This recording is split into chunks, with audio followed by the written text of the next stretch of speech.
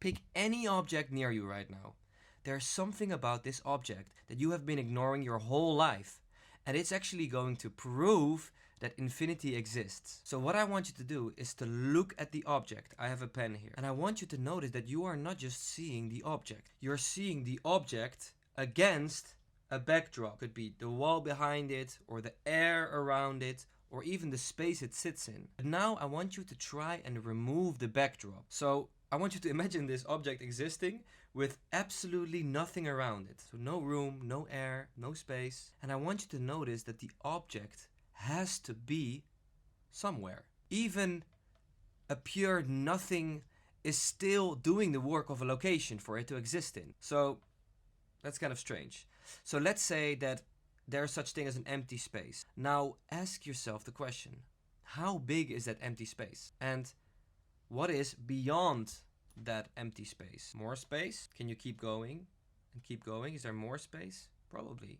So what you're doing now is you are in something called infinite regress. And the only way out is to admit that the backdrop actually has no edge. The backdrop is actually unbounded. It's literally infinite. And it's not mystical. It's actually why every fundamental field in physics, gravitational physics, electromagnetic physics, quantum physics, is actually showing that this space around it is mathematically infinite. And what we discovered is that a field doesn't have a sharp finite edge. It doesn't make sense. And even if it did have a sharp finite edge, then what would be the backdrop that that space is existing in? Now here's the part that most people miss. Finite things don't stand alone. Think about it. Every finite object you've ever seen is sitting against a backdrop that apparently has no edge. Every particle, every planet, every person, all of it are finite objects that are being held by a backdrop that is infinite, something that is unbounded.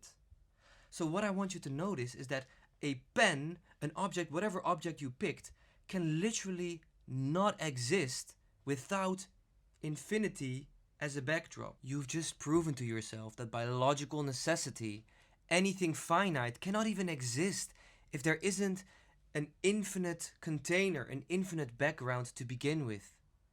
The universe isn't some collection of finite objects in a finite container. No, it is literally an infinite container within itself, having all of these finite objects. And look around yourself. Everything that you see is held by something that you can't see.